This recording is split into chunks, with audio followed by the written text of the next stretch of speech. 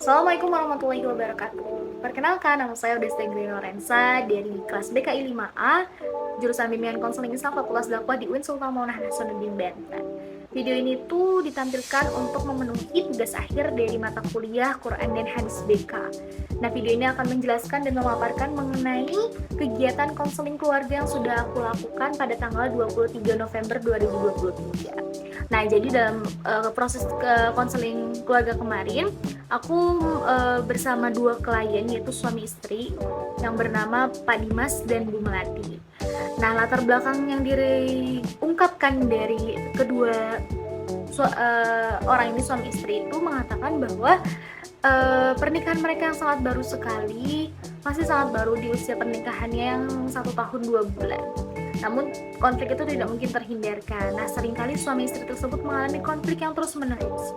Suami Pak Dimas yang selalu sibuk dengan pekerjaan yang jauh dari tempat tinggal itu menjadi salah satu konflik yang dirasakan oleh Ibu Melati. Ibu Melati menjadi sering kesepian, merasa tidak dipedulikan, setiap hari menjadi seorang istri. Ditambah lagi, Pak Dimas itu sering sekali marah-marah jika pulang ke rumah. Kemudian penyebab dari masalah tersebut itu ialah suami sering memilih untuk pulang ke rumah orang tuanya di Tangerang dikarenakan memang pekerjaannya itu lebih mudah dan dekat di sana. Suami juga hanya pulang ke rumah itu biasanya 2-3 kali saja gitu. Terkadang jika dalam keadaan capek, suami itu sering memarahi istrinya mengenai hal-hal kecil. Nah, capek kerja, hal yang sering dilakukan ialah memarahi istrinya secara terus-menerus gitu. Padahal itu hanya tentang perbedaan pendapat aja gitu.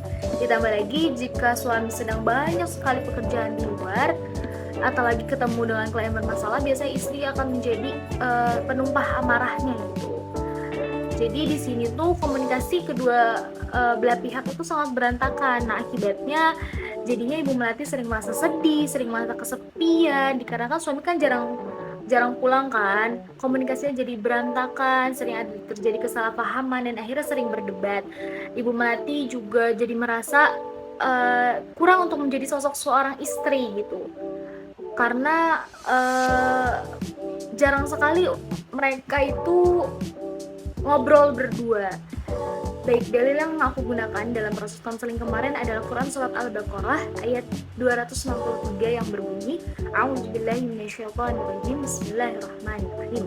Qaulun ma'rufun wa maghfiratu khairum min shadaqati yatba'uha ada wallahu ghaniyyun halim. Yang artinya perkataan yang baik dan pemberian maaf lebih baik daripada sedekah yang diiringi tindakan yang menyakiti. Allah Maha Kaya, Allah Maha Pengampun. Nah, maksud dari dalil tersebut adalah sikap saling memaafkan. Jadi ketika ada suatu masalah yang dirasakan oleh kedua belah pihak, maka segeralah untuk saling memaafkan.